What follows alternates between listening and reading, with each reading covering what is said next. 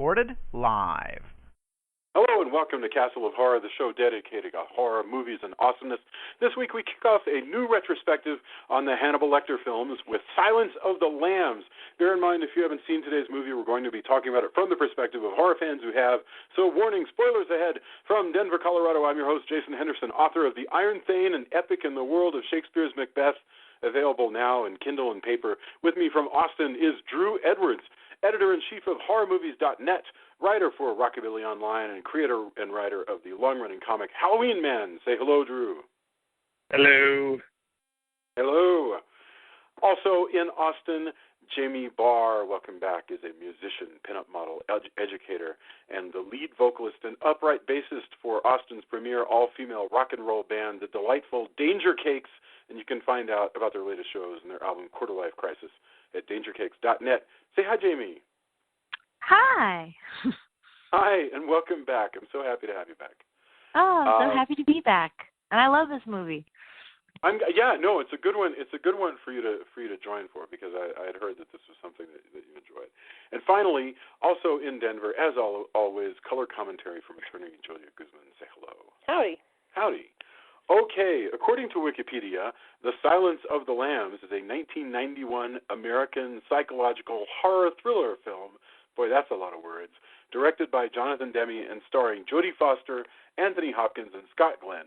The film is based on Thomas Harris's 1988 novel of the same name, his second to feature Hannibal Lecter. A brilliant psychiatrist and cannibalistic serial killer. In the film, Clarice Starling, a young U.S. FBI trainee, seeks the advice of the imprisoned Dr. Lecter to apprehend another serial killer known as Buffalo Bill. The Silence of the Lambs was released on February 14th, 1991, grossed $273 million worldwide against a $19 million budget. It was only the third film, the other two being It Happened One Night and One Flew Over the Cuckoo's Nest, to win, get this, Academy Awards in Best Picture, Best Actor, Best Actress, Best Director, and Adapted Screenplay. That is a tiny, tiny club of movies that won that much. And by the way, it was extraordinarily rare for a horror movie, and I would call this a horror movie, to win Oscars at all. So let's get our opening thoughts. I can't wait to hear what you guys have to think. Jamie, kick us off. We'll go Jamie, Julia, Drew, and then I'll go. Jamie, talk to us, opening thoughts on The Silence of the Lambs. This was probably one of the first horror movies that I ever saw. I always talk about how my parents were very, very protective over what we watched when growing up, and I was a teenager before I saw Silence of the Lambs, but it was one of those movies where I just always loved the cover, and I couldn't wait till I turned 17 to see this movie, and then it was just always on. It was on regular cable all the time.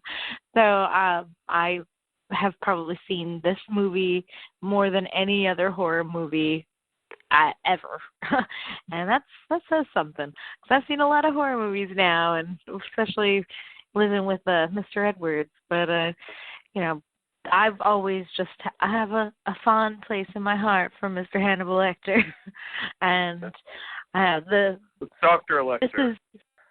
You're right, it is Dr. Lecter. He didn't go to 7 years of evil medical school to be called Mr. That's true. I'm sorry, that's actually a Dr. Evil line.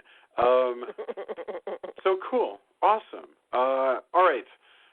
Julia, I don't know, what brings you here? This is one that you've been agitating for a long time, but yeah. Why? I mean, of all the movies we could be doing, why is this the one that you just really wanted to do?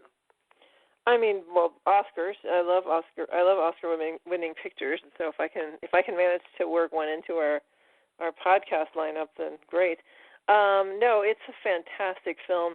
I do think it's a horror movie. Because I think that both of the bad guys in this movie are monsters. And further, when you go to the Wax Museum, at least the one in Hollywood, maybe some of the other ones, the one that's not the Ripley's, what's it called? It's next to Ripley's. That's just the Hollywood Wax Museum, if I recall. Yeah. Anyway, it's he's there, with all the horror in the horror section. So yeah. I think they think he is. Anyway, so but Dr. Lecter, not Buffalo Bill. But I just think the performances of Jodie Foster and Anthony Hopkins are just unbelievably good. They're just so captivating. So I can't wait to talk about this movie. Very excited. Cool. Thank you. Drew, what do you got to say about Silence of the Lambs? Well, strangely with this film, for whatever reason, it took me years to actually see this movie in its complete form, because every time I attempted to watch it or somebody would put it on, it was always very late at night, and I would always end up passing out. And not that I thought the movie was dull, it was just, you've gone a while without sleep, you're going to fall asleep no matter how good a film was. So for years and years and years, I only really kind of saw bits and pieces of this, and usually only the start of the film. So it wasn't until I was in my 20s that I actually got to see it completely. And honestly, this is most recent viewing, the one we did in preparation for this podcast, is probably the one that I've got the most out of. I like a lot of the little details in this film, and I actually think, and it's strange because it got some criticism from feminist authors when it was first released, but I actually think this is kind of, in its way, a feminist film, because it just really goes in deep to show you what it's like to be a woman in a male-dominated field, and it's just like all the little details of that I've come to really appreciate. I also don't understand quite the conflict of whether or not this is a detective movie or a horror movie. You can be both, and certainly there's a long tradition of that going all the way back to Edgar Allan Poe, who is heavily associated with both genres. So I think that is a non-argument.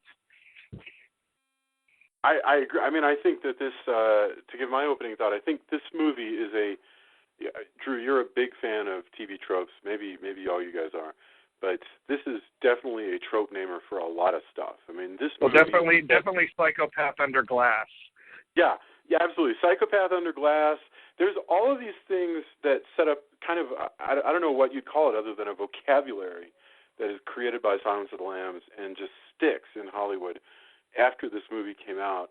I think it is a horror movie, but I think it's a new subgenre that just hadn't really crystallized the way... ever before. I mean, there had been other movies in this retrospective. If we get the time, we're even going to go back just a couple of years before this and do Manhunter, just to be completists and to be able to contrast and compare. I was really impressed by this. I watched this movie very, very soon after it came out, and I was overseas.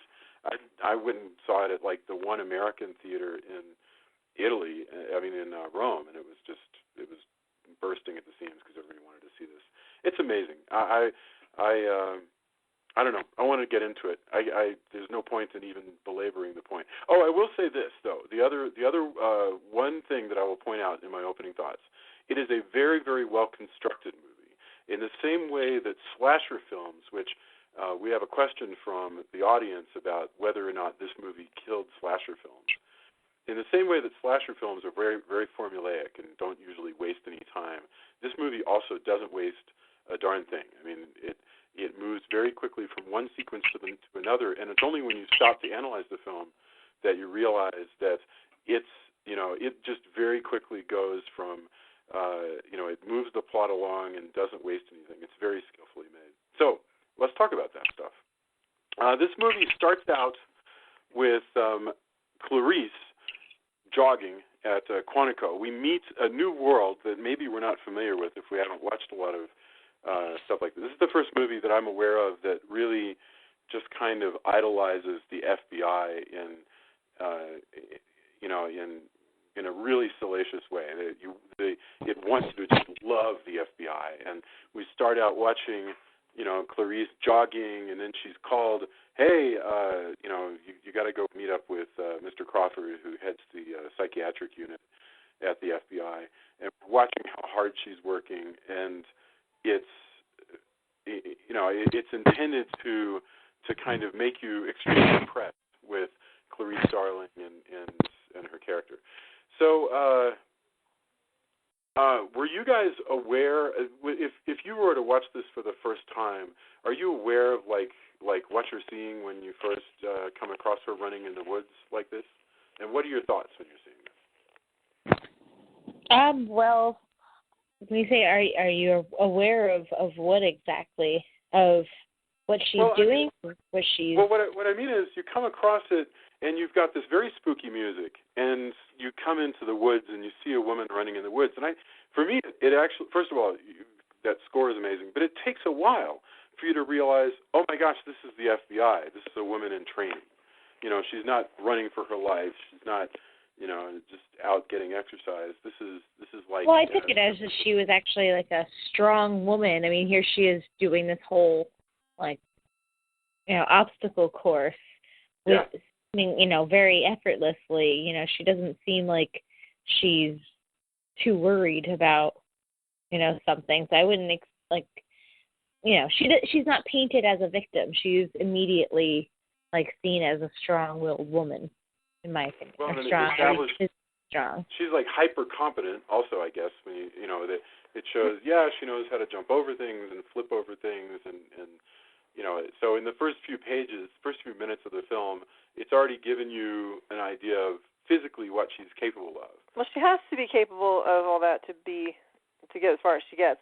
By the way, my phone may die in a minute, in which case I'll just call back in with my cell phone. Okay. You know.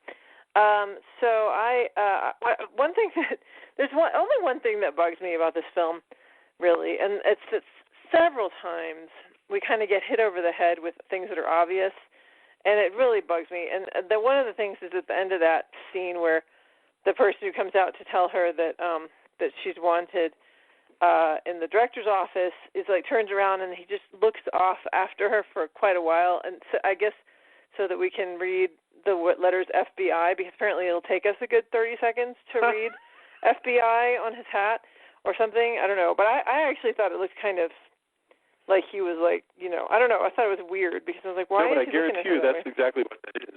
Yeah, it's not so that you can read his facial expression or anything else. It's just strictly a signpost. It's Jonathan Demme saying FBI, you know, in case you've stumbled into this movie and aren't sure like what exactly, you know, this woman is. Yeah, it does. It does a lot of signposting like that. And this is a best picture. In other words, to some extent, the stuff that we're going to see, this obvious stuff, is also recognized in that year as like the best that movie making can do for us. So anyway, very quickly, that the whole sequence lasts like 2 minutes. 2 minutes of seeing her run an obstacle course, and then she is called into Director Crawford's office, who is played by Scott Glenn. Okay, so taking this beginning scene with Scott Glenn and Scott Glenn through the entire movie, because I don't care if we jump around, I would like to discuss what is the nature of this relationship with Crawford, with Scott Glenn and Clarice, because a lot of people will say exactly what Hannibal Lecter says, that he is in love with her, that he sexually wants her, you know, that he fantasizes. Well, first of all, if Hannibal Lecter says it, then it is true because he knows everything. Second of all, I think it's at the end he's looking at her, and the way he squeezes her hand, it just feels to me very intimate. Now, I think at the beginning he's not necessarily already in love with her, but I do think he finds her attractive, and because he knows her. He pretends like he doesn't remember her really from his class, but then he's like, "Oh yeah, didn't you give me a hard time in my class? Didn't I give you an A?"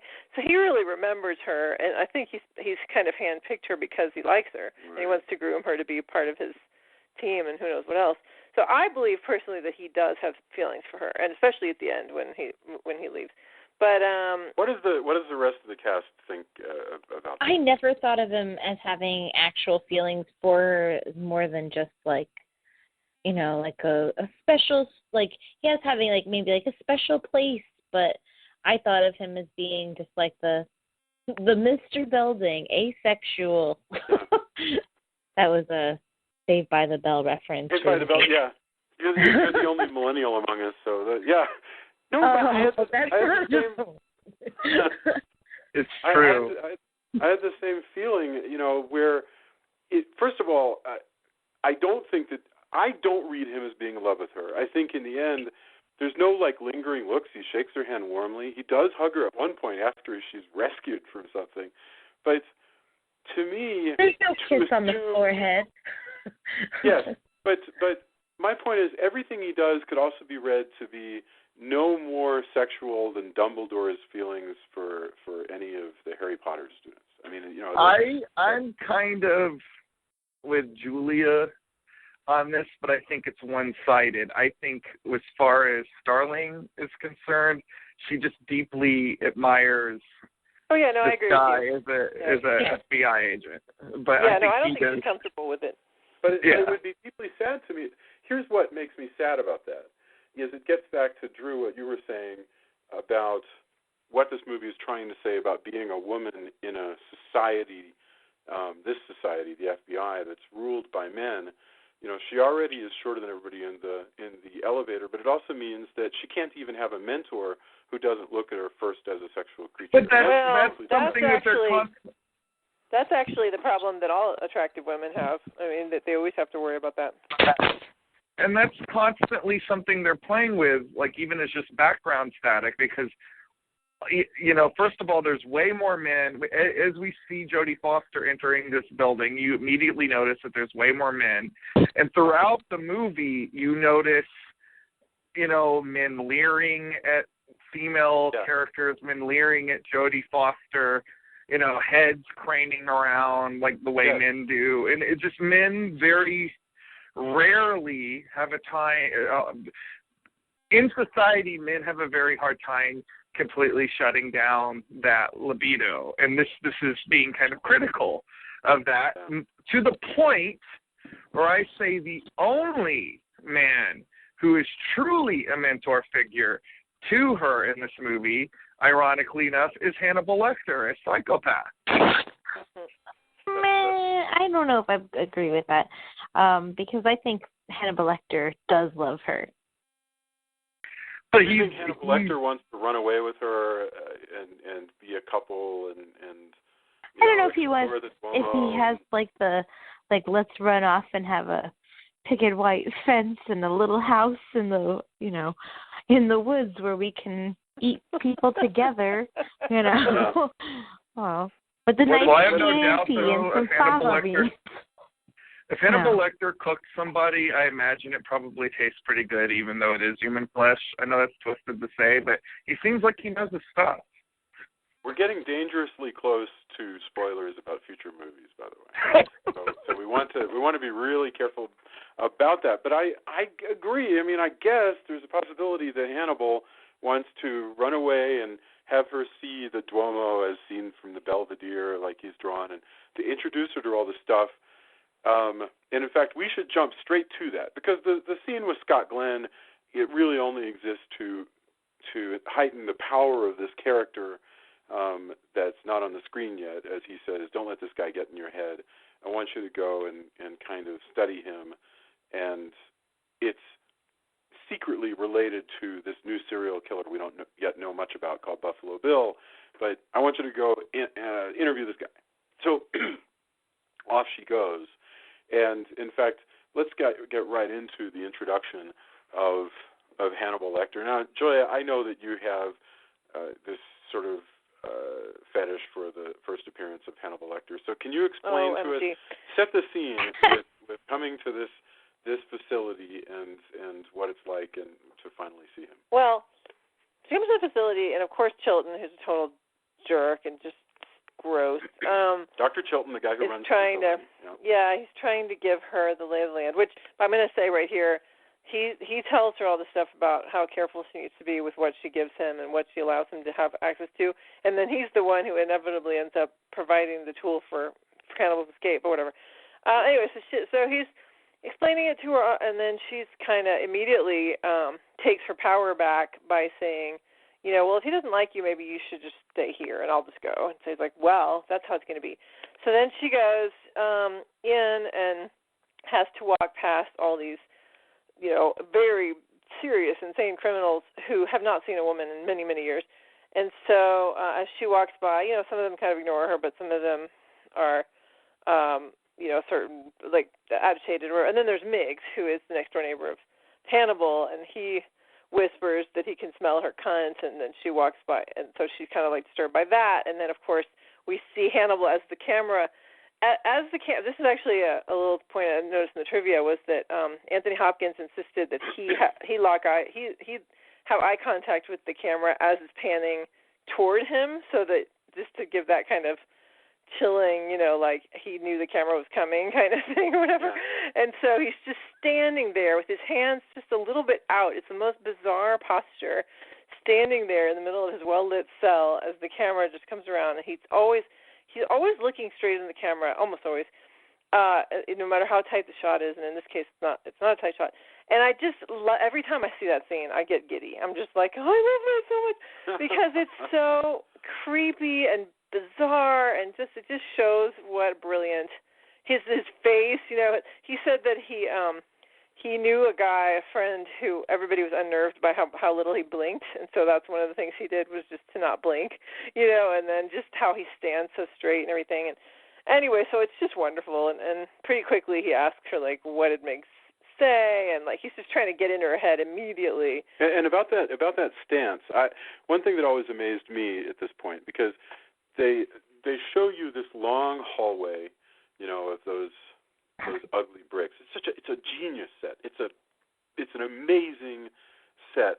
And when you finally do reach him, he also has his arms extended just a little bit. Well, his arms are down, but his hands are kind of out. It's very strange. There's a little, and the strange thing is, he really reminds me of something supernatural. He looks like the Bat from Bat Out of Hell.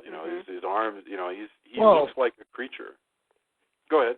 I said this on Facebook after watching it this time. A lot of people don't seem to make the connection, but I certainly do. Hannibal Lecter is basically another variation of Dracula in a lot of respects. He's very cultured. He's very suave, but he feeds on humans. He sets himself up as above human, and he's got a hypnotic effect on this woman. Somebody even refers to him as a vampire later on. Yes. Yeah, exactly. It's also interesting that, with that whole symbolism, the name Starling is, obviously it's a bird, but it's a bird that represents like a break in the supernatural. It represents like a change that's coming and a presence that's going to be ridding the environment of evil. That's a fabulous point. I had not thought of that at all. Yeah. It's a little interesting, little things here and there. No, absolutely. Lecter, I have no idea what Lecter is meant to mean, other than it gives one the impression of somebody who has a command of language. Or a professor who lectures. Yes, somebody who stands at a lectern. And likewise, I remember James Bond, something that Thomas Harris would have been well aware of during his formative years. Thomas Harris wrote this book, published it in 1988. James Bond had hunted something called the Lecter decoder many years before, in the 1960s. And the Lecter decoder was going to be able to translate all languages. In fact, that's the only other use of the phrase Lecter that I'm the name Hannibal, though, of course, sets him up as kingly. Yes, indeed, yeah. Jason actually wanted to name, if we had a son, he wanted to name him Hannibal Henderson. I'm like, yeah, no. we are not naming our son. That's funny. Even if it wasn't the creepy character, it sounds like the Harry and the Hendersons, Yeah. I didn't think it would sound creepy. I thought Hannibal Henderson sounded like really powerful, Sounds like it should be a comic Beatles book song. character name. Hannibal. Yeah, like the guy who ran the A-Team. This movie goes back and forth because right after this scene, she's going to be back in her realm as a student. But at this moment, when she faces Hannibal Lecter for the first time, she's doing her level best to appear as a full-fledged FBI agent. And I love how the movie kind of keeps playing with that, with showing this woman is extraordinarily competent, but she also makes mistakes. in class and in reality, she's trying, she's ahead of everybody else, but she's also not perfect. She's not what she might become later. And Hannibal is able to kind of sniff out instantly, no pun intended, instantly, like what her weaknesses are and what it is that moves her. What makes him realize that advancement is the number one thing that's important to her? I'm trying to remember. Because she's a student. He looks at her credentials and he realizes that she's only had them, that they expire in a week. Yeah, but after Miggs insults her, as Lecter sees it, he says, you know what, because of that, I'm going to give you a chance to the thing that you value most, which is... Because he said, you've got your expensive handbag but your cheap shoes, so you obviously are aspiring to something more than what you are, and you're trying... This is the other thing where he's like, that West Virginia accent you try so desperately to shed, and it's like she totally is not trying at all to shed it, so that kind of annoyed me too. But apparently... that's actually when he does the accent, when he kind of like fakes the accent, that was improvised on his part, and Jodie Foster's reaction is actually authentic because she was kind of like, he's making fun of me.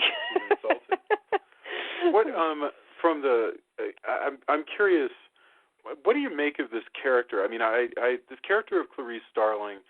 Does Hannibal Lecter have her number that she's trying and she's almost trying too hard to accomplish and to climb, out of I think he likes her. I think he likes that about her. I think that's something that he respects, and he respects people who are polite. And that's the thing. He just has a thing for manners, and she's very humble and modest, and she's very truthful, and she doesn't give fake answers. She's very open. She has a good heart. And in spite of what she was told, she still tells him quite a bit of information. Yeah, that's true.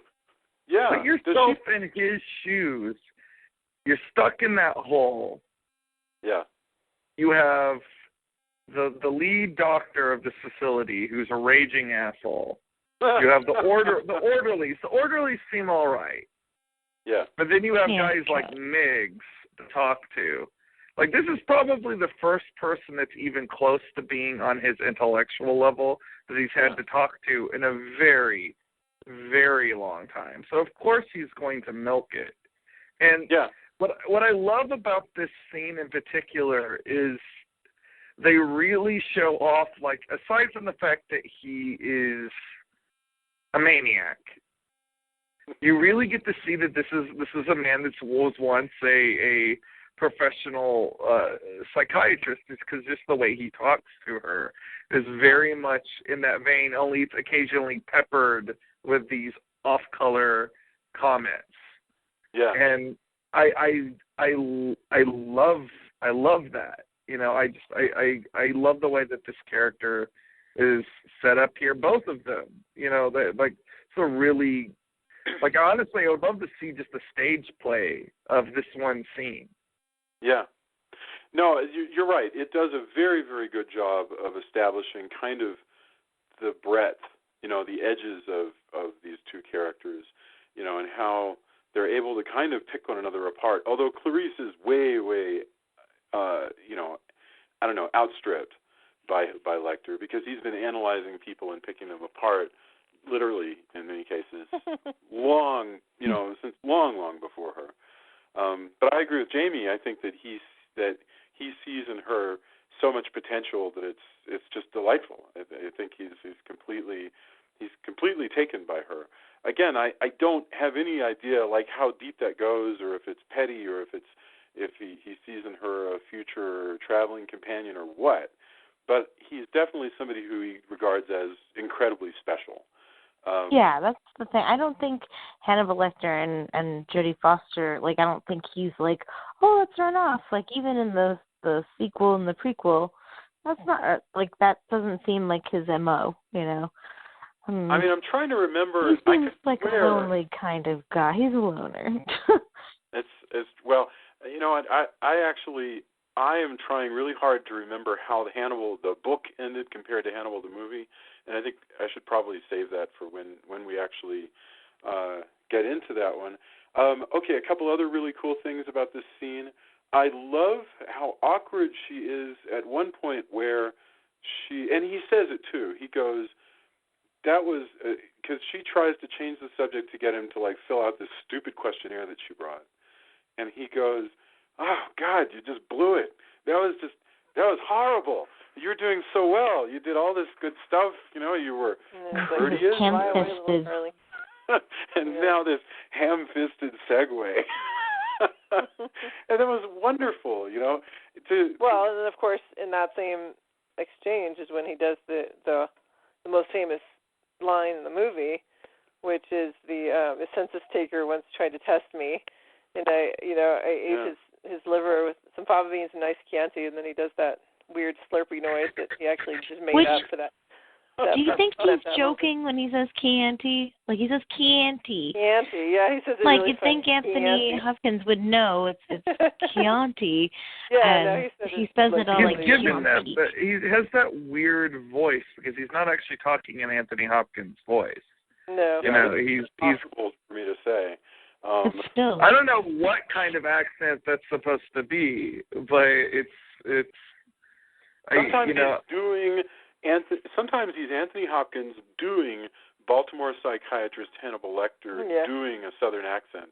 Yeah. Well, it reminds me of the old. What's the old style of English that they did, like in the acting in like in old movies? Oh, the transatlantic. The transatlantic accent. Like, that's what it reminds me of. Yes.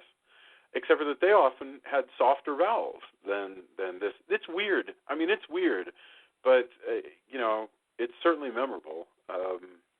I agree with you. It is strange to try to figure out why he would say Chianti. And also, this is a guy who never misses a detail.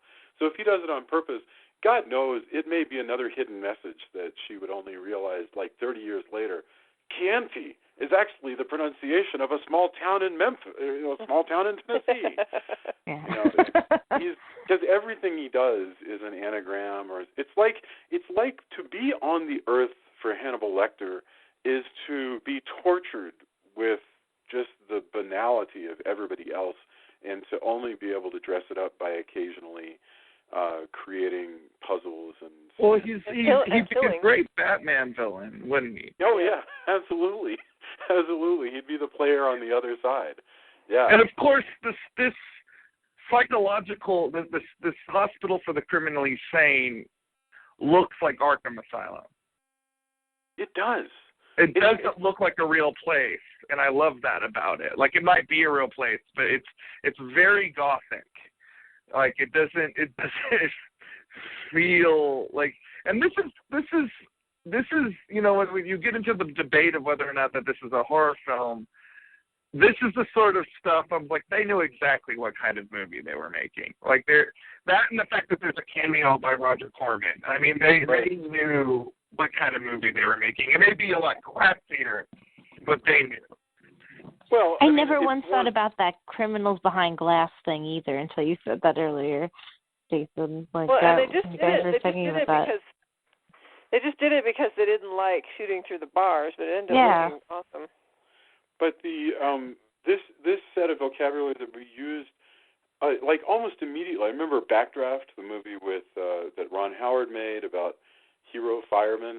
Not a great film, but they immediately used this bit where in Backdraft they go to interview, in that case, Donald Sutherland, who was an arsonist, and then in Copycat they go to interview Harry Connick Jr., because he's everybody's idea of a second-rate Hannibal Lecter. And they just, basically, every movie that involved investigating a serial killer. They're still doing it. They did it in the sequel to Thor with Loki. They did it in the Avengers. Listen, I've written 3 Alex Van Helsing novels, and 2 of them have included a bad guy under glass. Yeah, this is a cliche, but it is no longer a cliche that you can ignore. It's too awesome not to use. It's just perfect. But that's not even the only the only piece of vocabulary that Silence of the Lambs. Did you say Magneto? Because Magneto's obviously Magneto. Plastic prison. Also, You're absolutely right. Yeah, absolutely. This idea that this person is so freaking dangerous that we're going to build a perfect high-tech cage for them, which, by the way, inevitably they find their way to get out of. That has to be the end of that concept. Is that you cannot. Actually, though, he doesn't get out of the glass one. He gets out of the bar one. Yeah, but he maneuvers everything. Getting out of the glass one is part of his. Well, that was Crawford's screw up. No, but he orchestrates that. Yeah, but that was what he wants. Yeah. He asked for a different cell, so just getting out of that cell is getting out of that cell. Yeah, he goes to Chilton. Chilton says, "They screwed you. You're not getting." But that's what I'm saying. If Crawford hadn't screwed that up to begin with, he wouldn't have had that bargaining chip. Oh, sure, if you insist. But what I see here is, look, Hannibal Lecter doesn't miss a trick. He's standing there, and at that moment, he goes, "Well, I'll tell you what. Here's a first name, but second name, and I have to give her in person, which means I move." Yeah. He's looking for opportunities, of course, to maneuver his way out. He's always looking for. The funny thing is, everybody who talks about Hannibal Lecter, even though they don't follow their own advice, is exactly right. You cannot trust this man at all, ever. You know, he's extreme. He's like a snake. It's amazing. I also think I had forgotten physically what Anthony Hopkins looked like in this film, because I'm so accustomed to him. Yeah, he's fit. He's youngish. You know, I don't even know how he maybe. He's in his 50s here. Yeah, he's a very fit 50s. He's balding with his gray hair is all slicked back. Well, again, with the widow's peak and the slicked back hair, again, he's the very image of Dracula, like the pop cultural Dracula. It's no shock to me that this guy went on to be Zorro, because he's very smooth, even though he's creepy. Isn't that funny? Yeah, the idea that he would be a 60-something Zorro, absolutely, you're right. Yeah, he's very much a Dracula. By the way, he's back. I don't know if you knew, but Anthony Hopkins, having retired... After his third or fourth retirement. Yeah, having retired many, many times, is back He like now. the share of actors. He's Kiss. He keeps doing his farewell tour, and then he keeps coming back. You know, because Mama's got to have a new yacht. I don't know what it is that Anthony Hopkins saves his money for. Maybe he just likes acting. Yeah, it may very well be. Yeah. Anthony Hopkins first keeps you sharp. I'm sorry. What? I just said it keeps you sharp. Christopher Lee worked well into the 90s. Oh no, you're absolutely right, and I'm sure it does keep you sharp. Let's see. I first became aware of Anthony Hopkins with what's Lion and Winter. He's in Lion and Winter. He's fabulous in there. When is Remains of the Day? Is that after this or before this? Remains of the Day is after this. Okay. You know, this sort of launched a kind of second coming of Anthony Hopkins, because he was around in a lot of stuff. Magic, the one where he had a psychotic ventriloquist dummy. You know, The Elephant Man. He was in a lot of stuff. He did the Shadowlands, the C.S. Lewis movie. Oh, right. Wait, am I wrong? Is that the one? No, I'm sorry. I'm thinking of Legends of the Fall. What's Shadowlands? Shadowlands, I think, is where he plays like C.S. Lewis. Okay. Yes, of course. There's, of course, Dracula, where he's, oddly enough, Van Helsing, despite the fact that this movie positions himself to be the guy, to be Dracula. Yeah. I hated his Van Helsing. I really like his Van Helsing. He's very entertaining, but we're not reviewing that movie, so you can like him. You know what? Let's just pretend we had the conversation and set it aside. We actually did have that conversation way years back. Yes. The listener, if they're curious, can go back and listen, because we have an episode on that. I think you and I probably argued about his Van Helsing, so... Yeah, I'm sure. I know, onwards and upwards, I know that this movie taught me to never, ever help anyone who has a van, especially if you hear American Girl playing in the background. Yeah. I was like, I will actually, it's funny, because if I even, hear the song, I look around. I start looking. No, I'm like, oh, am I in a parking lot? Just make sure. All right, the scary van. Okay, good. Yeah, right, no, that song just creeps me out even without a van. I'm a big girl. I've got some porcelain skin. Someone might want to make a dress out of me. That's what I love. It would be a lovely dress. Thanks. I feel like I would make a nice dress. There's no way that I can respond to that. So let's talk about Buffalo Bill, shall we? Well, but before we get to Buffalo Bill, very quickly we got more Clarice, because she goes straight from a clue the Hannibal Lecter gives. By the way, the anagrams I don't think are meant to make that much sense. You just kind of go with it as you're listening. Go, okay, good. Clarice wrote down some stuff. And search inside yourself. I love that. That's one of my favorite ones. Look in your self-storage. Yeah. Yeah. I mean, I don't know if a real person would hear this and write it all down and figure. I'm just going with it. This is the universe. This movie is in an alternate universe where there are people like her who can hear a name and write it down and get the spelling right and figure out the anagram and then locate clues. So rock on. And what that leads her to is the thing that actually confuses me the most about this movie, which is by the time she finds her way to a creepy old storage facility that Hannibal Lecter owns, she finds in it the severed head of one of Hannibal Lecter's patients. And along the way, we're going to find out that this dead patient was Buffalo Bill's first victim. And the only thing I cannot figure out is why it's a great scene, but I can't figure out why we waste time with it. Because it seems to be just there just to create more of a mood. Because it doesn't actually comport with anything in the rest of Buffalo Bill's modus for how he kills women. Because, by the way, the plot of this whole thing is there's a guy out there killing women. It doesn't fit with that. It's just this extra thing, and I don't really understand. Well, it directly ties Lecter to Buffalo Bill, and it does set a lot of moves. I have to say, I love the guy that owns this storage unit, because he looks like he's dressed like he walked out of a Hammer movie. Like he makes no sense with the rest of the film. Yeah. Yeah, well, and he's kind of like, oh, yeah, I can't help you because of my back, and my driver's not going to help you because he hates physical labor. What is it? My driver would help, but he detests physical labor. Or manual labor, something. It wasn't even manual labor. It was like, what's the word? I think it's just physical labor, but regardless, the driver sitting in the back there is this hulk of a man. Yeah. He looks like Oddjob. It is weird, and this is a spooky scene, though. The scene where she goes into the storage. Oh yeah. Well, and I just love how she goes. Oh, and because the thing doesn't work. It's like it's stuck. The door's jammed. So she uses a tire jack to push up the door. And then she's like, oh, and she hands him her business card. She goes, if this door should fall on me or anything. And I just love how she kind of like chuckles nervously at that moment. She's like, here's a number for you to call so that you can tell the people, Yeah.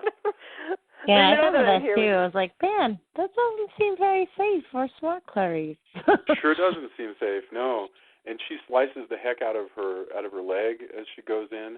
That's the piece of blood in this movie that actually makes me cringe the most, is when she catches a nail on her thigh while she's shimmying into this garage door, because that looks painful.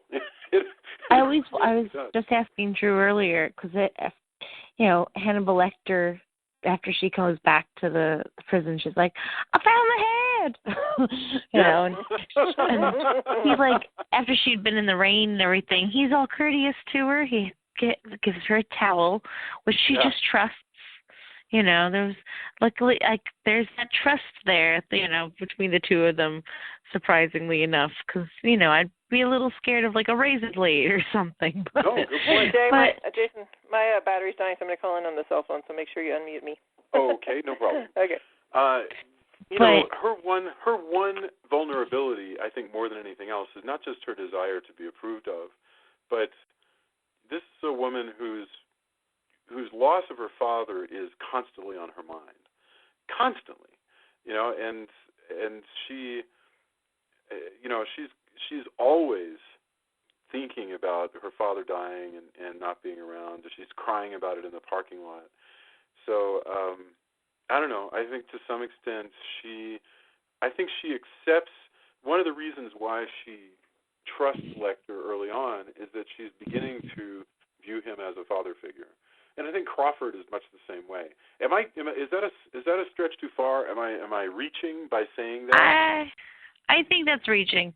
I don't think she would think of Hannibal Lecter as a father figure. I don't think she compares him to her father, because if she does, she sees that, like, her father was a good man and did what he did.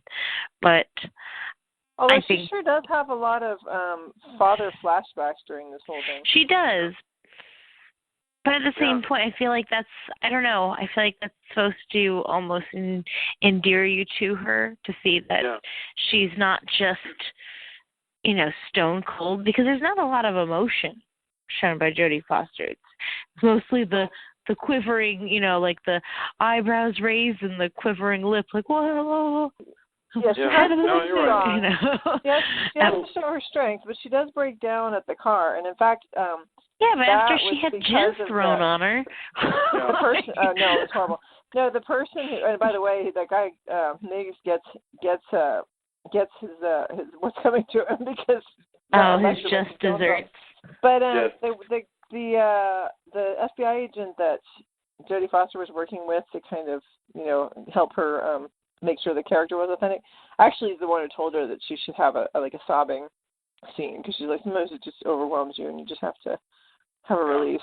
So that was all because of that. But she's a really strong character, and she needs to be, but she does have that vulnerability, and she does, you do see her struggle with the memory of the death of her dad, and they were going to film that flashback, but they decided that the dialogue was so great that they didn't need to. Yeah. And it's true. The robbing death. Yeah. Well, I think about her the cut on her leg, and I always was like, you think when Hannibal says to her, like, Clarice, you're bleeding, is he looking at that as with concern, or is he just hungry? He's just like, oh, snack time. Like, you never know with him. He likes to show off. My read on that, because what he says is your bleeding has stopped, which is pretty amazing. Who knows how the superpowers of Hannibal Lecter work, but he goes, your bleeding has stopped. She goes, it's nothing. And so to me, I think he likes to show off, in a sense, his amazing powers of perception, because it is a sort of a forced intimacy. Well, he is superhuman, this much in the same way.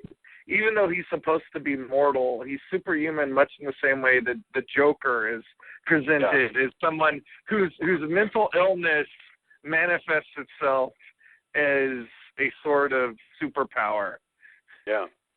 Right. No, like that's right. He could smell that she's not wearing the cologne that she usually wears. In other words, in his mind, there is a level of cologne smell that is sometimes wears, but not today. That's pretty amazing. Yeah. No, so she comes back and she finds out, you're right, Drew, you nailed it. The reason for all of this is just so that this movie can give you a connection, however minor and however relatively unimportant, between Lecter and Buffalo Bill. Because, in the previous book, Lecter was helping Will Graham find the Tooth Fairy, and Lecter didn't have any connection to the Tooth Fairy, and still managed to make things very difficult for them. I feel like he also says that somehow this was the first time when Buffalo Bill starts to realize that he wants to change. Like, what was the connection there? He said something about that. The fledgling killer's early attempt at metamorphosis or something to be. Yeah. No, I don't know, but you're right. It's pretty tenuous. It's ultimately unimportant. I mean, I don't mind it. This is where he does actually say that, like, the lover of Buffalo Bill was upset because they had gone. Buffalo Bill's first victim was the homeless guy, and the lover of Buffalo Bill took him to Dr. Lecter because he was upset not only that he killed the guy, but that he had done things with the body. You know, he had made cuttings of the skin. And I think that's where you realize, like, that's his first kill. You know, that's where he realizes, like, all right, he's got something in mind. Yeah. And then he kills the lover. Lecter, if we were to believe him, goes to the house, finds the dead lover, and then preserves his head in his storage unit shortly before he gets arrested for his own serial killings, leading us up to today in the world of Clarice Starling. But so that gets us to Buffalo Bill. Buffalo Bill, the character that just utterly enraged the GLBT community back in the 90s. Enraged because of the argument over whether Buffalo Bill is transgender or transsexual. Although they do implicitly say that he is not truly transgendered. Absolutely, they do. Yeah. Well, she also makes a point of saying, well, that's really weird for transsexuals or transgender people because they're not violent, blah, blah, blah. So they try to kind of give it lip service. But he goes out of his way. Yeah, go ahead. What's funny about Buffalo Bill is he is very much based off of Ed Gein, who is also where we get Norman Bates, where we get Leatherface. So, I mean, he is based off of and honestly, this is probably the closest Leatherface and Norman Bates are much more fanciful, and, compared to Lecter, Bill is much more, he's comical almost, but he's much more realistically portrayed. He's just kind of he's almost like he's a buffoon, and he's a degenerate. In many ways he's more frightening than Lecter. I do get why the transgender community would probably find this character offensive, but I don't think he can be looked at as legitimately transgendered because he's just so far removed from the way any normal person absolutely thinks.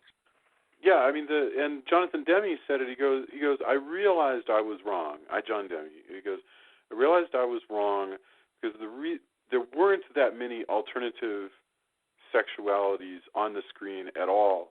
So to go ahead, certainly not at that time. Yeah. I mean, so to present somebody, but he's a murdering psychopath, was in fact really disturbing. And interestingly enough, that's how he wound up making Philadelphia, because he really wanted to explore. He wanted to explore the LGBT. It's okay to say gay community, Jason. Yes. Well, I'm even leaving off the Q at the end because I always trip over it, and I apologize. but he really wanted to explore some more, and so maybe some good came out of that. But no, this was enraging at the time. But anyway, let's set that aside. I respect that controversy happened, and I don't give it short shrift at all.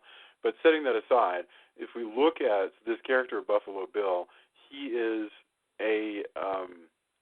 first of all, he's exactly what people always warned you about. Jamie, you said it yourself, because she's like this girl is walking in her parking lot outside of her little apartment building, and this guy is trying to put a couch into his van, and he uses with a broken arm. Yeah, he used that as a ruse to abduct a woman. And this is the kind of thing where the movie gets really, really scary, because you know that this shit happens every day. You know that this isn't. Yeah. Yeah. You think about all those times, when people have tried to kidnap a child, and they have it's not they just grab them and run. It's not quick like that. It's that they lure them in. It's that it's a planned theme, showing a child oh, would you like to meet my puppy? like, I have a puppy in the car, or like, could you help me find my puppy? That's like a big one. Yeah. Help me find I my puppy is a huge one. And actually, I saw a guy the other day. I walk on a trail that goes by, which just to me is so unnerving, but whatever. It goes by this elementary school playground that's not fenced, and so the kids just kind of can go on the trail or not. And there's like 2 adults that watch the whole grade, and they're over by the building. So all these kids are there, and so I'm walking past, I walk past all the kids, or whatever, and then there's this guy on the trail going, "Oh, I've lost my dog. Do you think he might be over there with the kids?" And I'm just like, no, your dog is definitely not over there by the kids, because the kids would be surrounding the dog. And so you don't need to go over there and be looking for your dog with those kids. And then I immediately turned around and went to the teachers who, like I said, were way by the building and like all the way across the yard. And I said, by the way, there's a guy that supposedly is looking for his dog. Just letting you know, maybe keep an eye on the friggin' trail that's right next to all these children that aren't being supervised. But anyway, because I saw, because A, that's just weird, and 2, B, I saw this Oprah thing a long time ago when she had her show on the network. Yeah, my parents made us watch that when we were kids.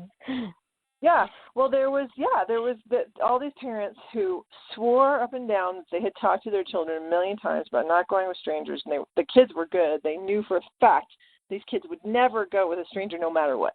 And every single one of these parents, their kids they were told, just sit down like you're chatting with each other. And this guy comes up and goes, "Hey, I've lost my puppy. Can you guys help me?" And he, Pied Piper style, takes all the children of all these parents off the playground grounds to go look for this fictional dog. And it was like all the parents were like crying watching the video, because they were like, oh my God, they would have sworn. Yeah. Because it's just your second nature, and it's a second nature for children, it's second nature for women. And some men, but I think men are a little bit better about guarding against this, to want to be nurturing and helpful, and sweet, and not, even when it means you're not protecting yourself. And I think that's, I don't know how you teach that. I don't know how you teach not to be that way.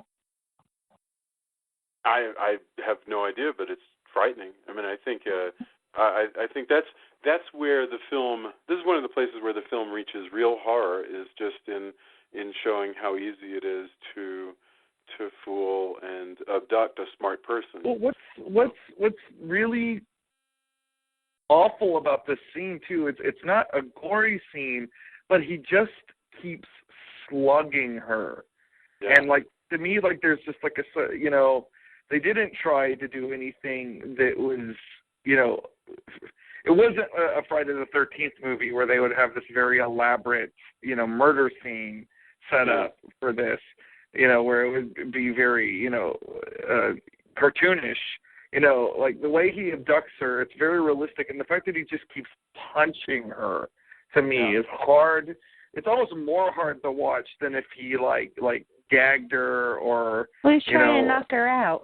Yeah, but it shows you how long. Really manage to. How vicious it is. Yeah, well, in real life, knocking somebody out is a lot more difficult than most movies make it. And this movie, as stylized as it is in the scenes with Hannibal Lecter, like this sequence almost takes place in a different universe than that, because suddenly it's so realistic as opposed to so stylized.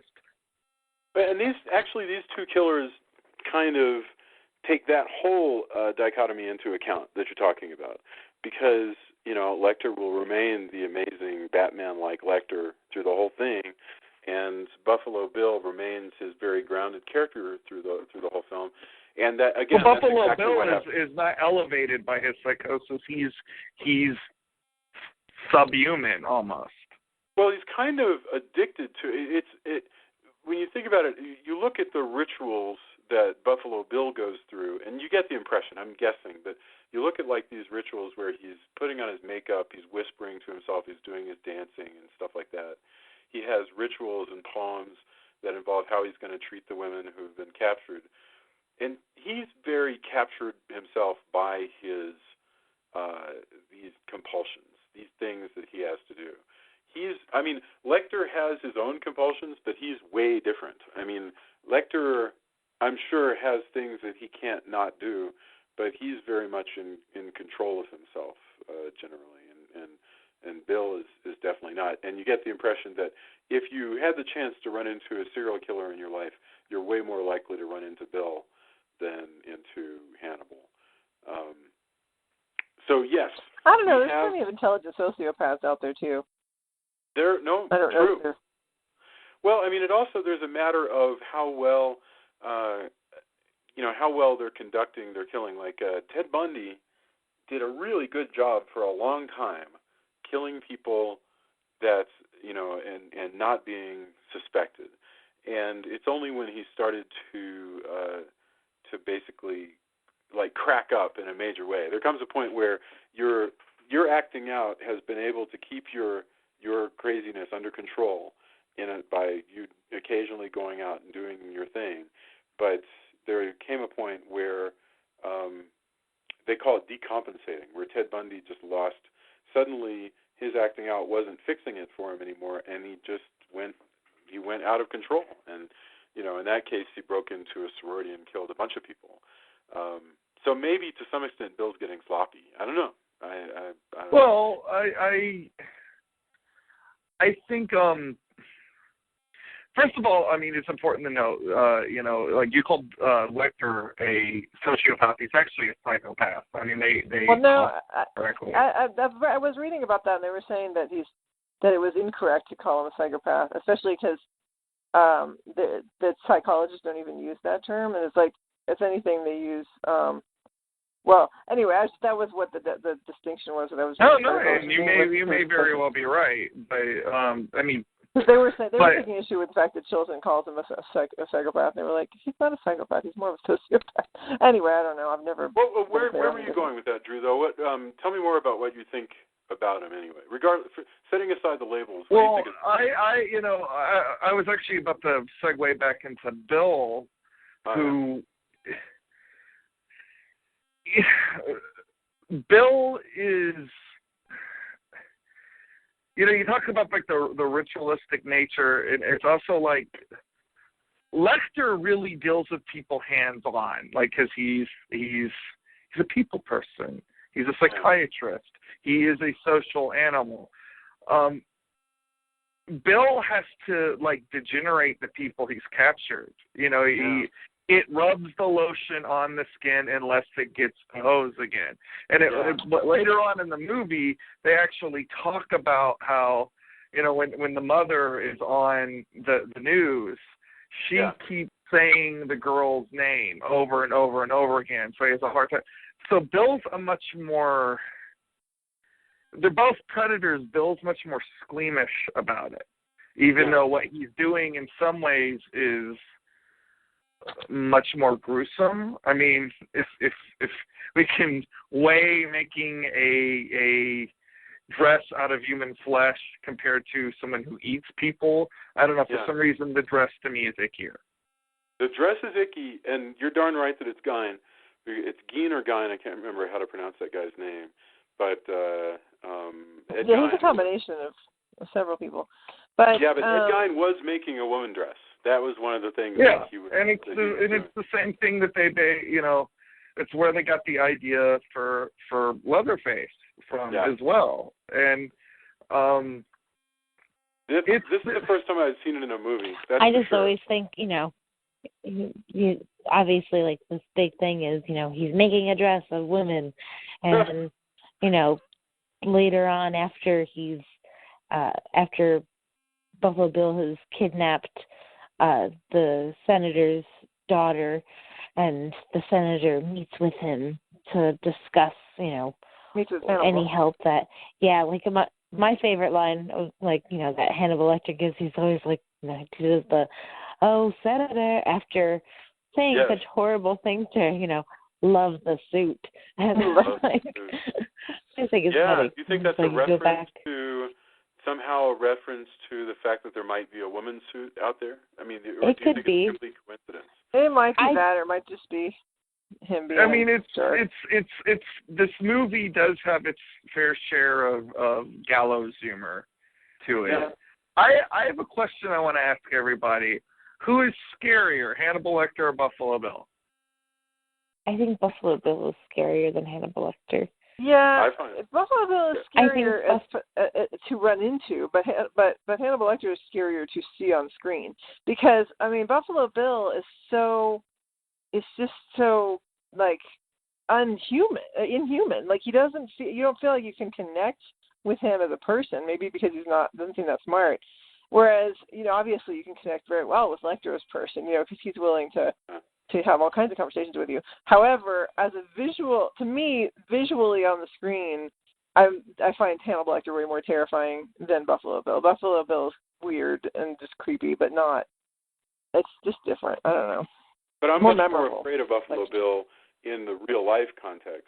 Yeah, Buffalo Bill again strikes me as somebody that you could bump into at the grocery store and not know that he's doing his thing. Well, he's not. It's true for Lecter, though. Go ahead. Lecter's much more remarkable looking than Buffalo Bill, though. Yeah, you'd see Lecter at like Whole Foods. Lecter gets a lot of pleasure out of killing the crap out of people. Lecter, when he's beating that guard, he looks like he's getting off big time. Yes, and sure. And that's pretty scary. Well, he's like conducting. Do you realize that? Like he's hitting it, but he's conducting to the symphony. So I have a detachment with these kind of characters versus your purely supernatural horror characters because I know this is probably foolhardy of me because it might not necessarily be true, but like I have a hard time being frightened of them because they are ultimately human, and I'm confident in my ability to beat up Anthony Hopkins, which may be my undoing. But like, and I'm pretty sure I could beat up Buffalo Bill, but maybe that will be my undoing if I ever find myself in a horror movie. Yeah, but that's the thing. Like, how are you gonna beat up Buffalo Bill from the bottom of a well? Because like I would never get to the bottom of the well because I wouldn't have helped him put that couch in. Well, then I guess you wouldn't be in the movie. Well, and that's what I'm saying is that I think men are I think you have that in common with a lot of men.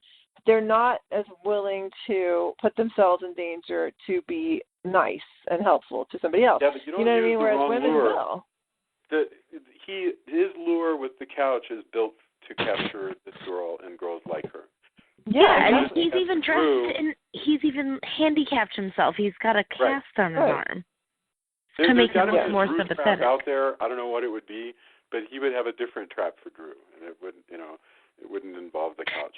It would be like, hey, there's a bunch of horror movies on Blu-ray in this van, right in there. Yeah, I want to buy. I really love your comic, your book, your work that you do with Halloween Man, and I'd like to get you to do some work for me. Why don't you come over and we'll talk about it? Yeah. Hey, little boy. Then I would know. Then I would know. I'm gonna lure you with meat. That's a hilarious idea. Oh my gosh! Wow, we got to write that story. That's a brilliant idea. Somebody collects their own writer.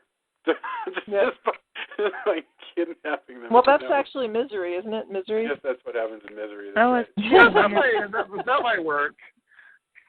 Yeah. So we should talk about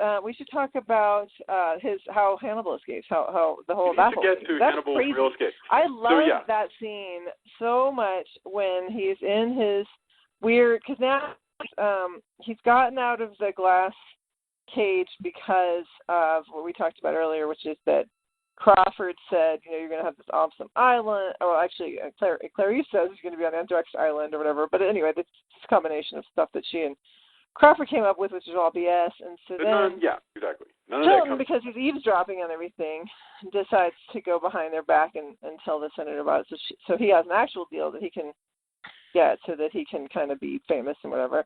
And so now they've moved Hannibal to another location so that the senator can talk with him because that's the only way he's going to give any information. And so now he's in this cage of bars, and Chilton, big idiot that he is, has allowed Hannibal to have a pen. Yep. And so of course Hannibal's managed to find somehow a small piece of metal in the pen in the somehow, and he's held onto it in his mouth so that he can spit it out into his hands before he's going to get handcuffed to the bars, and he's going to break out of the handcuffs, eat the crap out of one guard, beat the crap out of the other guard, and now we've got 2 dead guards, and he is able to do his amazing escape. Just one of the best. I mean, to me, it's like so brilliant that he this shot of how he strings this guy up and like he's an angel. It just is beautiful. Somehow the room is filled with smoke, which I don't understand why, but it is. Oh, I think he's burning papers or something. What? He's burning papers, and he's strung Charles Napier up in the form of an angel in a way. It is amazing. This is like where Demi is going, give me the goddamn Oscar, because this is like this is this moment, where it's like you're gonna remember this shot because it is amazing. They walk in. So then he's like, he has escaped, and the others left the guard for dead supposedly, and so they're gonna take this guard out. They're gonna save him. And they're like talking to him calmly, trying to calm him down or whatever.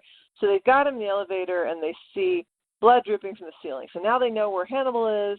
So they're going to get the guy out of there quick, the guard out into the ambulance, and they're going to take down Lecter. But they don't want to kill him, so they're just going to shoot him in the leg. So they see what looks like Lecter above the elevator in the clothing that he was wearing. And they shoot him in the leg. Nothing happens.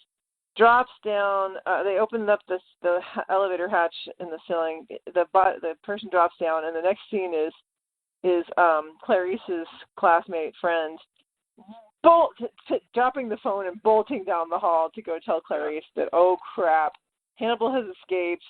And of course we cut to the ambulance where he is now pulling off the face that he skinned the guard, put his face on top of his own face, and now he's pulling that off and killing the ambulance people, and so he's just killing all these people to get out. It's a brilliant escape, just brilliant. The first time you see that movie, I don't know about you guys, but I did not see that coming at all. Like that he was going to pretend to be that guy in the ambulance. I just think it shows what a mastermind he is. Yeah. Yeah, I remember being struck by that and just feeling like I was watching something on a whole other level when that happened. It was a complete surprise. Very, very well played. I don't know. That was, and I guess what's the formula? There was something that people used to say that a movie needs like 3 great scenes and no bad ones to be a really good movie or to be a great movie. 3 great scenes and no bad ones. And in this case, there are.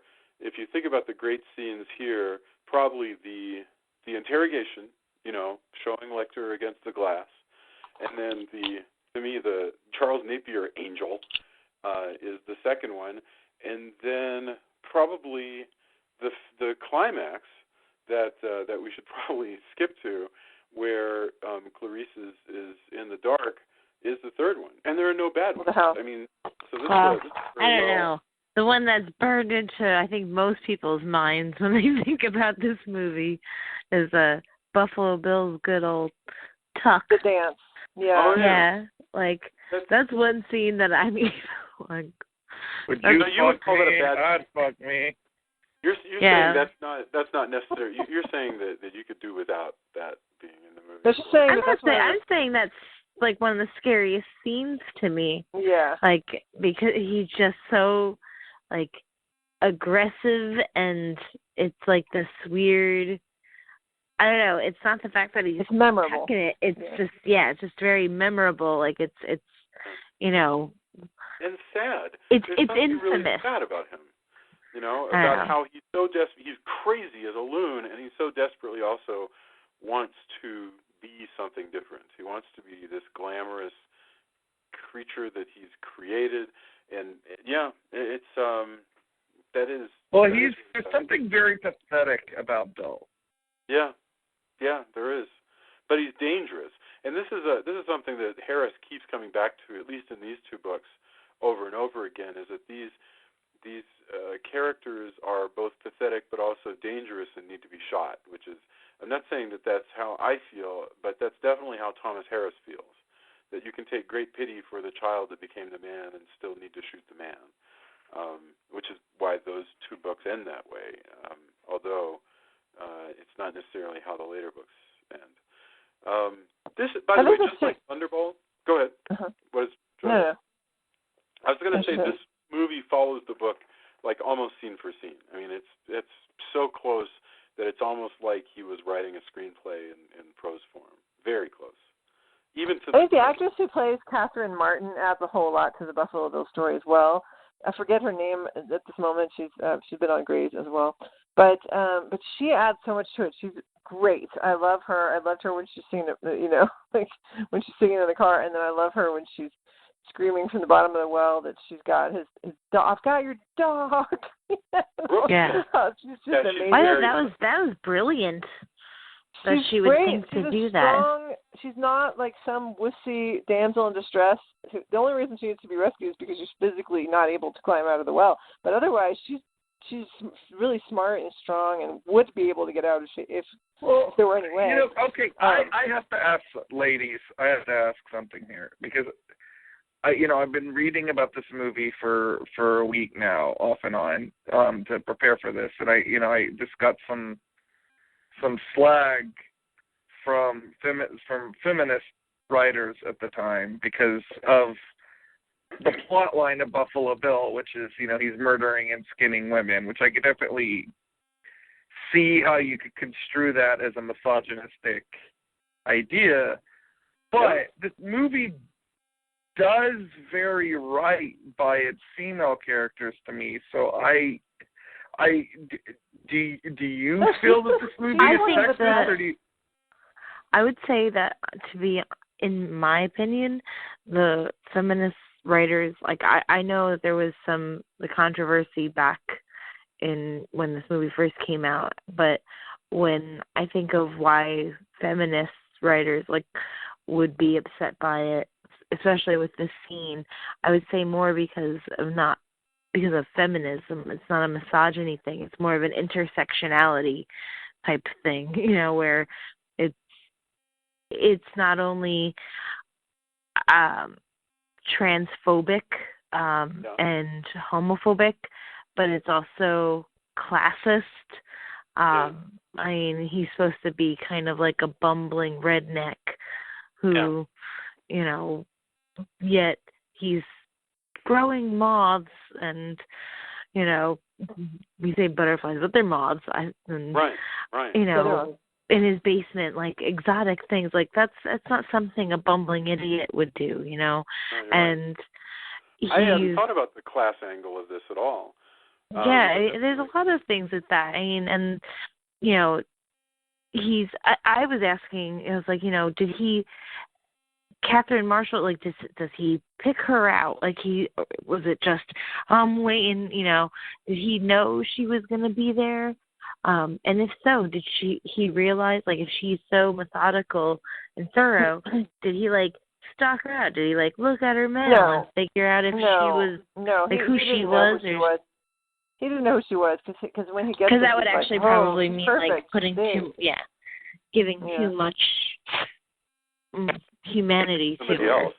I think as far as feminists go, I think the fact that Clarice Starling is one of the best, characters of any film ever is going to be enough to make me, anyway, as something of a feminist, happy. Because I mean, heck, that's what Dana Scully is based on, basically. She's just that's something too. Jamie and I said too. Is this movie, is very much like almost a blueprint for the X-Files. Yeah, especially visually. But with Clarice being so damn competent. I mean, she kind of creates this. She sets the template for super competent crime-fighting women characters. Right, but I still think that, like, the whole character of Buffalo Bill, like, he's supposed. Even the name Buffalo Bill is, like, kind of a man's man. It's the cowboy, and it's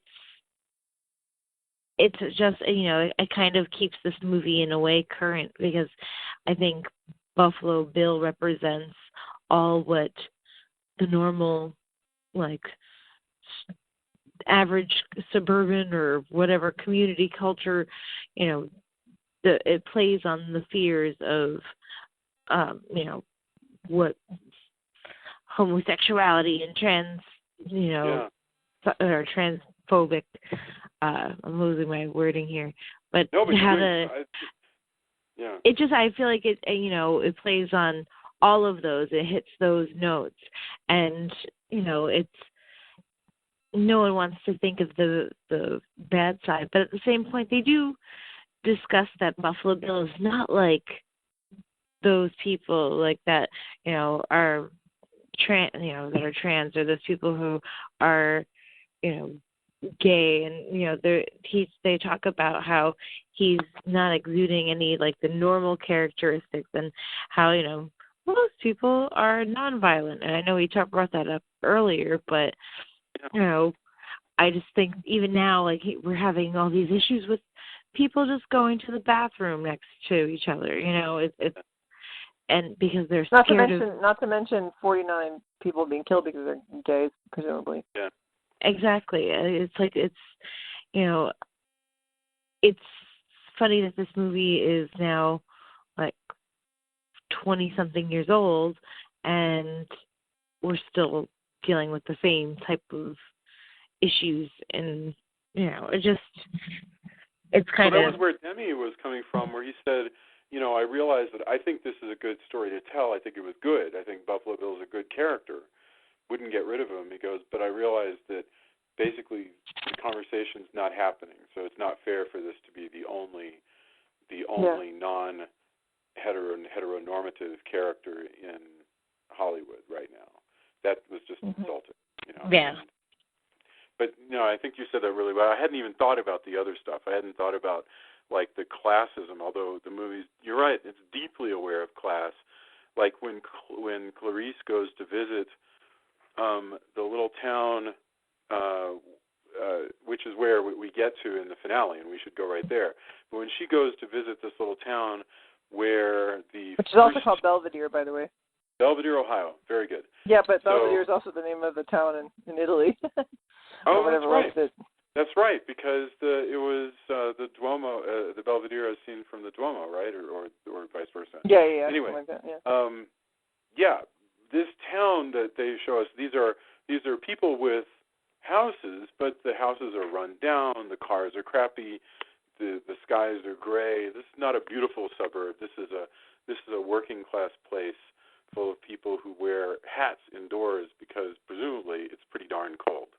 And that this is a world that we know Clarice is familiar with because she was also working class in presumably West Virginia, although civil servant working class, because her dad was a cop.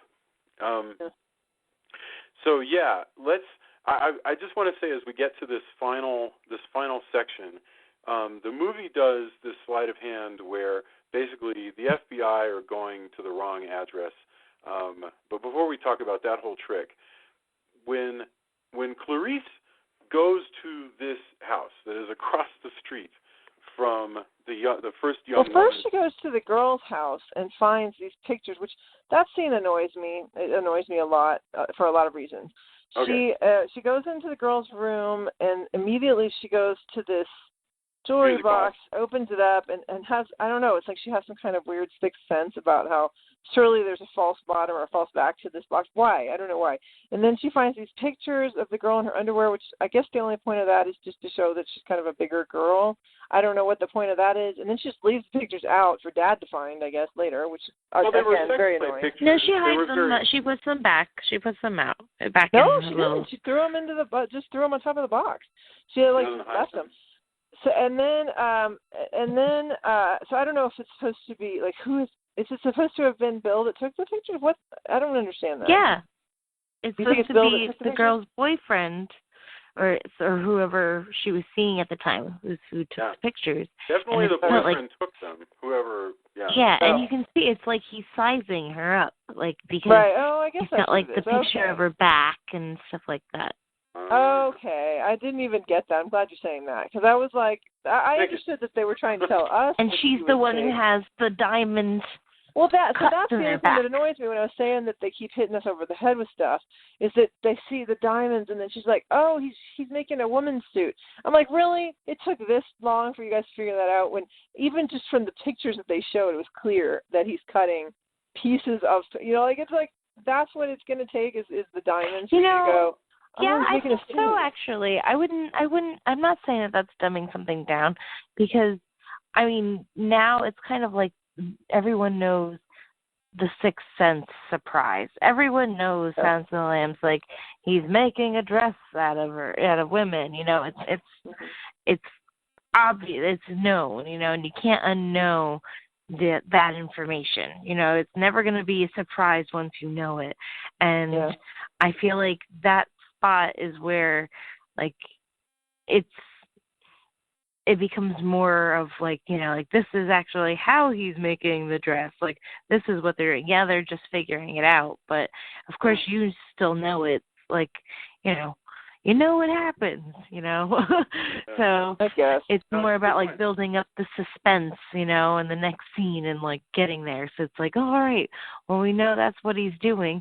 Who is it that took those pictures? And that's where she figures it out. So she goes, okay, well, I mean, that helps. So then he goes across the street. She goes across the street to go see Mrs. Lippman, and Mrs. Lippman is, Mrs. Lippman, a la Norman Bates' mom, is still in the house, in the bathtub, downstairs in the basement, just not so much alive. But anyway, so he's living there now. This is his second home because he's abandoned the first home, which is the one that all the FBI agents are at. By the way, the FBI is really annoyed. They really liked how the FBI was portrayed in this film, except for that Clarice would be running around by herself. They're like, did we not let some brand new agent I want to run around by mention something herself? about this.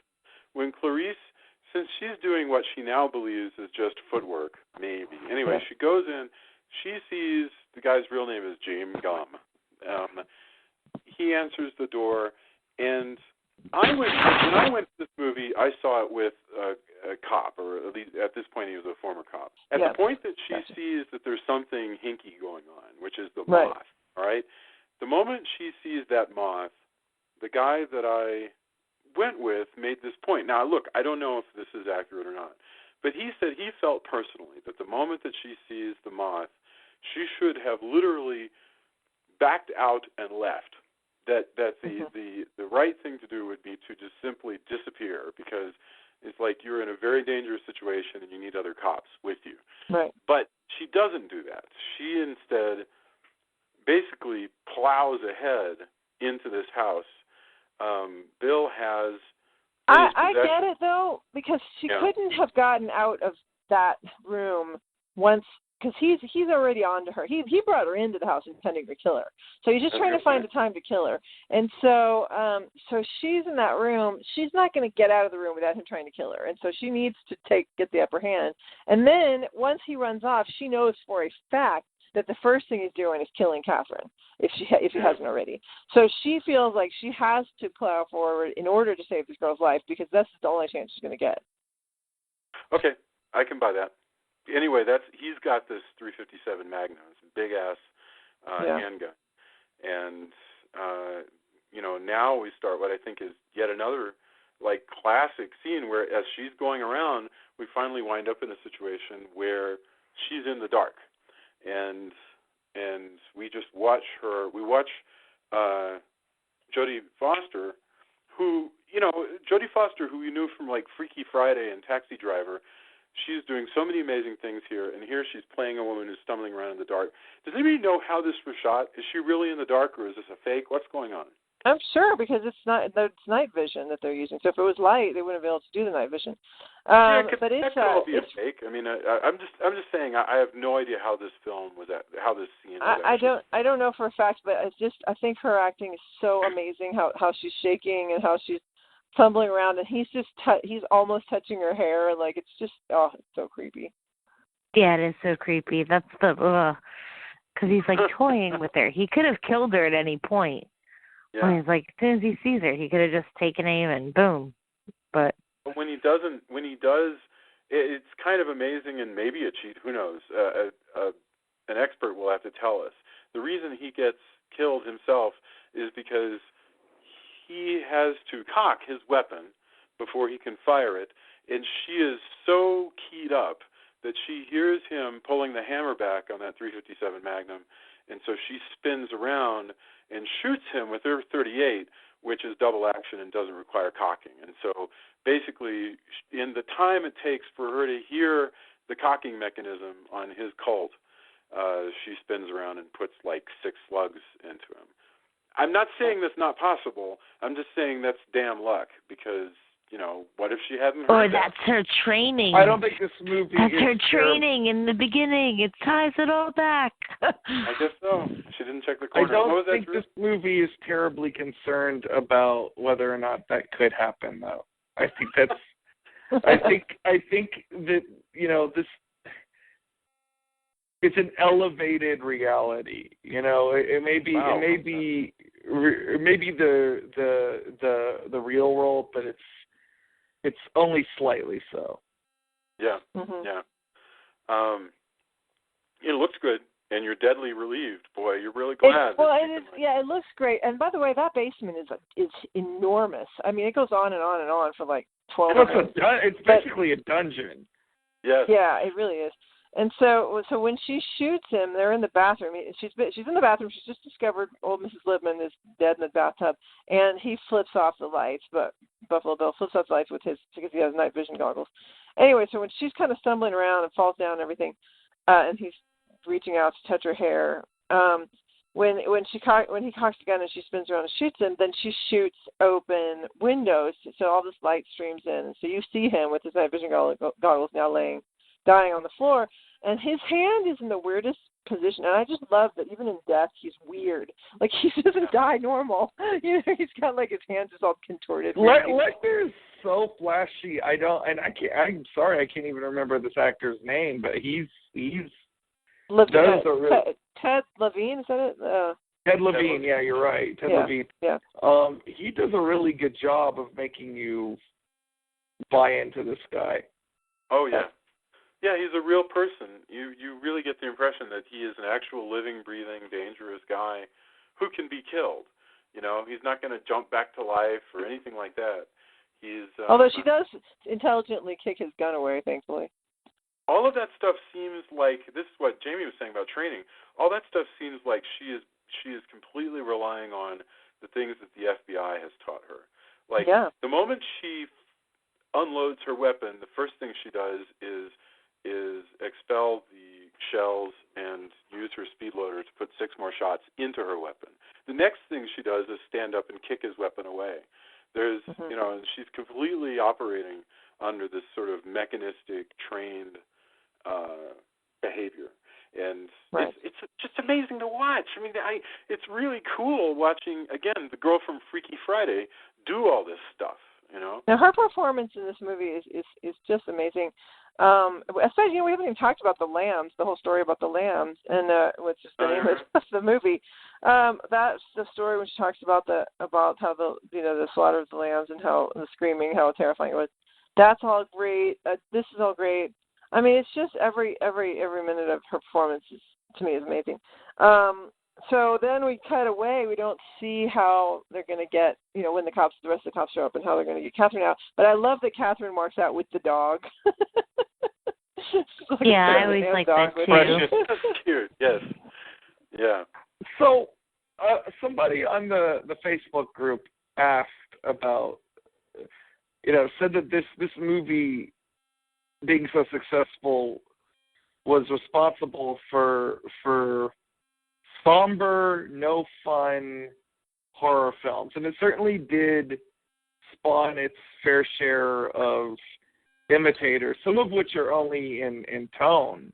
But I want to know how, like, do you think this movie had a negative effect on you know, by creating sort of a pocket industry of Silence of the Lambs ripoffs? Do you think this had a negative effect on? You're saying, did Silence of the Lambs kill the slasher?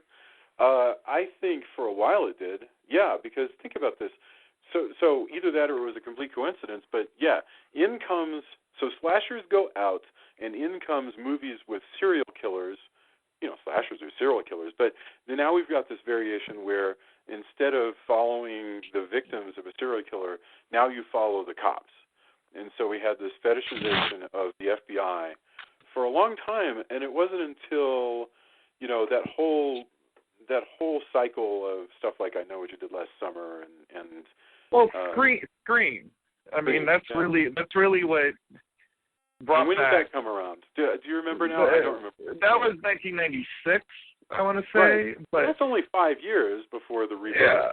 But it's funny you bring up Scream. I think blaming this movie for its poor imitations is a little unfair, and it's kind of the same thing that does happen with Scream, where a lot of people are like, oh, I hate Scream, and they try to list off the reasons, and the thing is they keep going on about urban legend, or I Know What You Did Last Summer, and they're not actually talking about Scream. They're talking about the movies that tried to imitate that. And I think complaining about... The funny thing is, it doesn't even bother me. I kind of like the fact that movies come out and start like a cycle of films that kind of explore the same look and feel and ideas. Well, I mean, it is interesting, like this movie, like the tone of this movie, I will say, like you look at something like Candyman, which is, essentially a ghost story,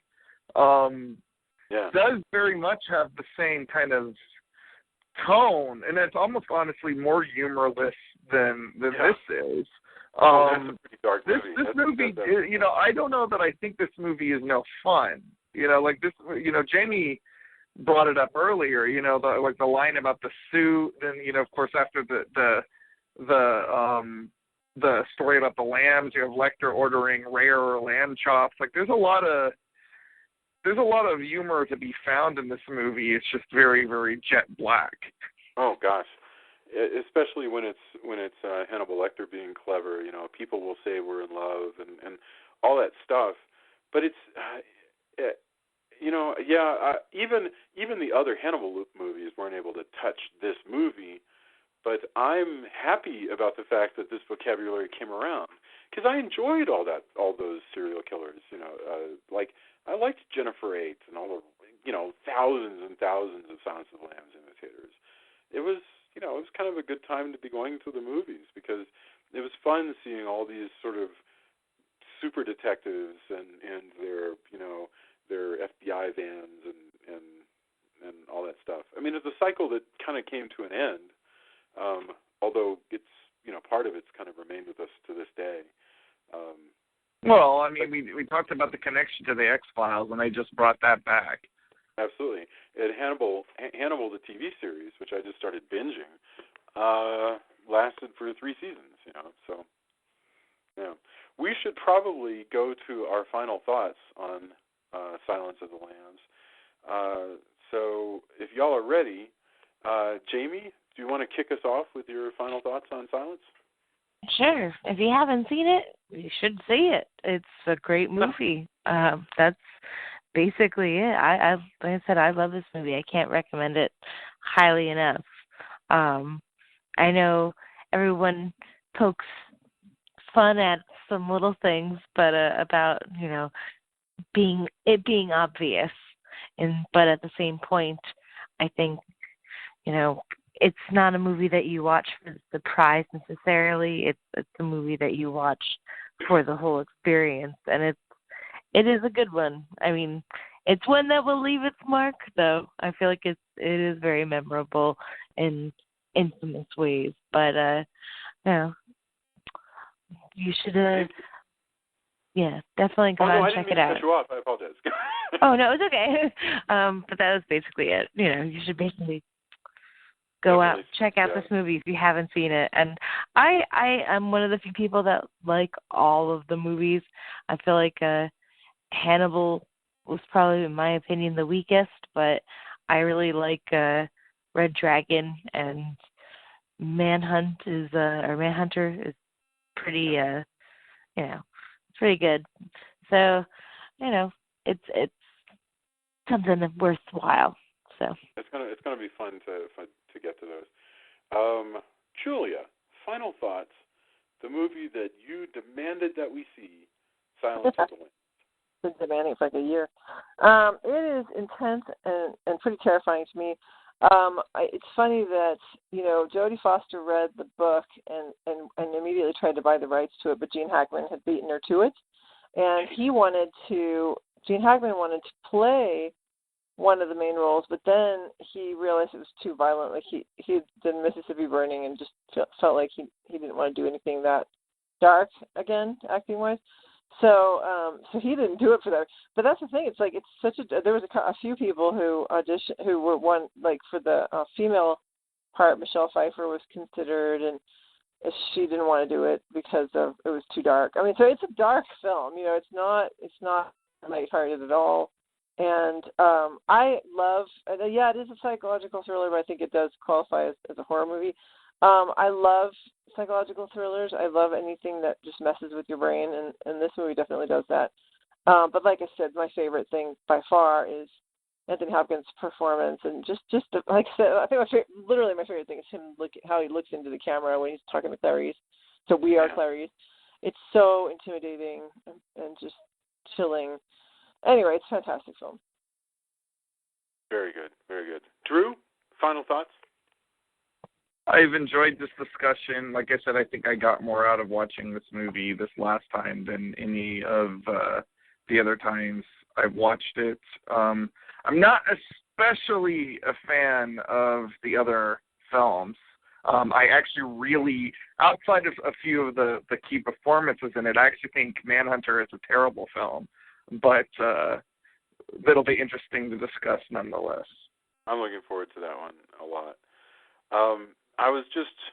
We were talking about how, different things like Hannibal's pronunciation of Chianti as Chianti may be its own anagram. And the reason I say that is that everything he says has so many deep meanings, and that's why the movie pays off. Like somebody pointed out, I was not clever enough, because I'm not Hannibal, to know this. But there's a point where he tells Clarice, well, the solution is simplicity itself. Simplicity is a dress pattern company. You could go get Simplicity dress patterns. Oh, true. Good point, yeah.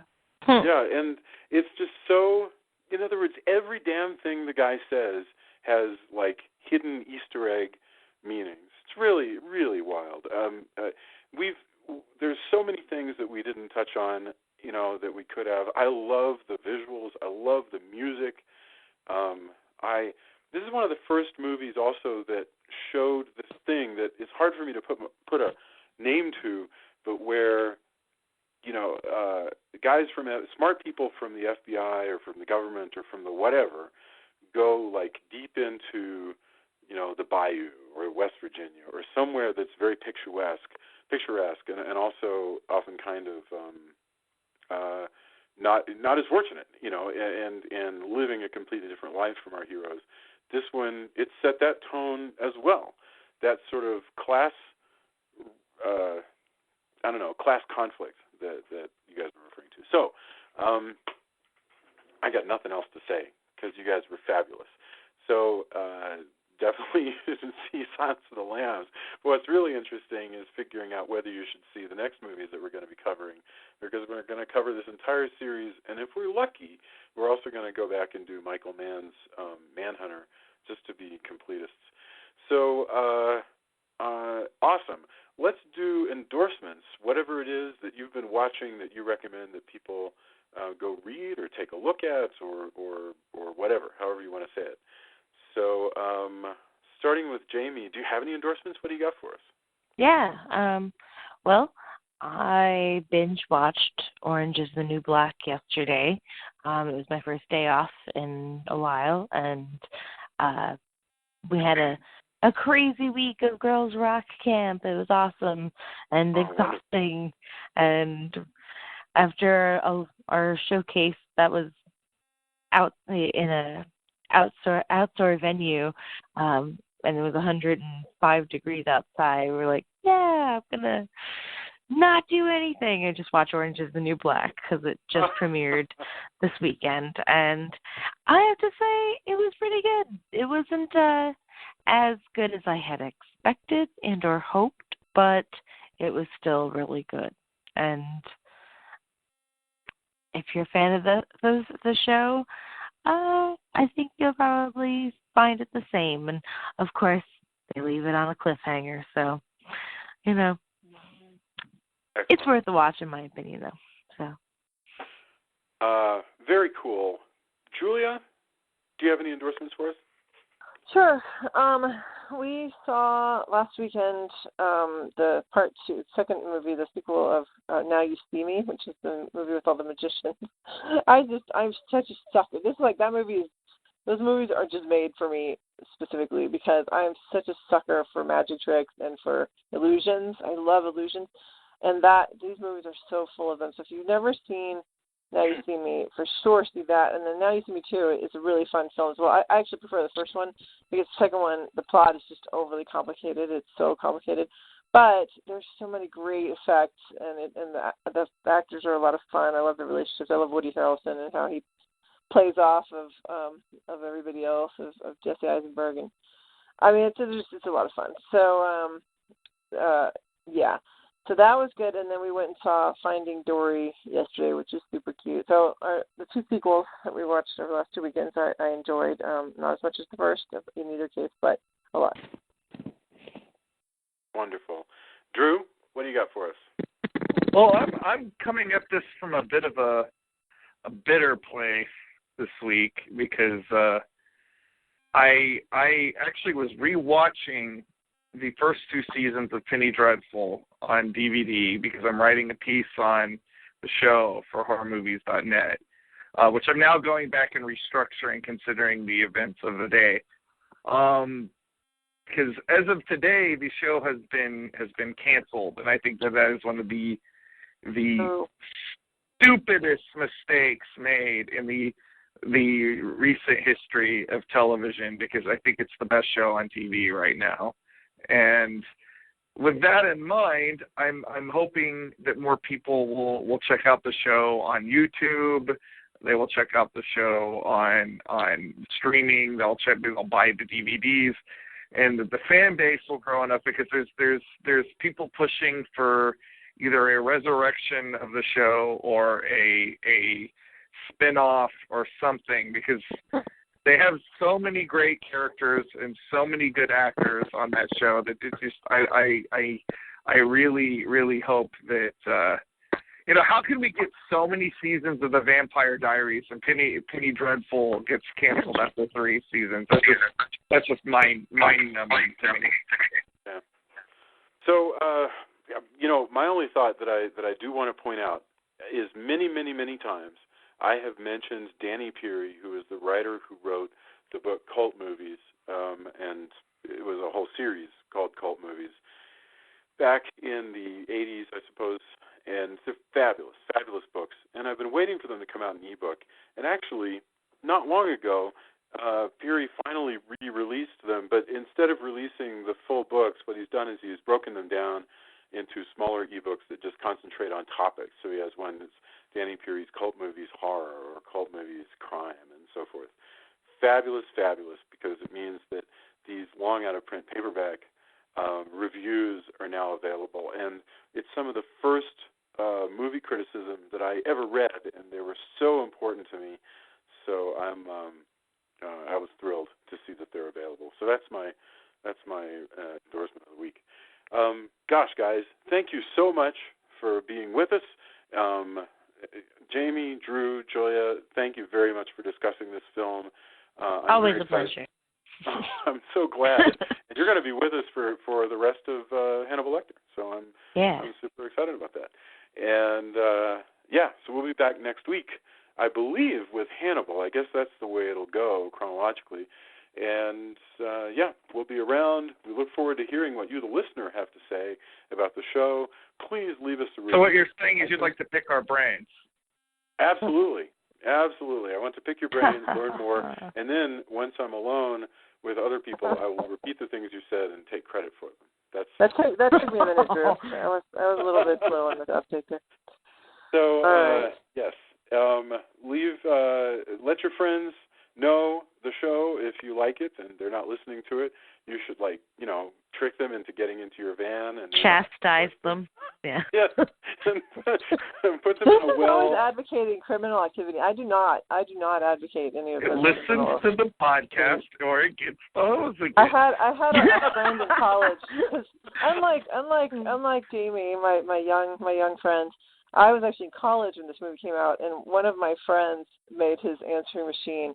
It leaves a message on the machine. It leaves a message on the machine, and it's like, leave a message on the damn machine, and then it's like, beep. It's so funny. I just love that. All right. Well, thank you, everybody. Have a fantastic week, and we will talk to you next week. Bye, guys. You too. Good night. Night.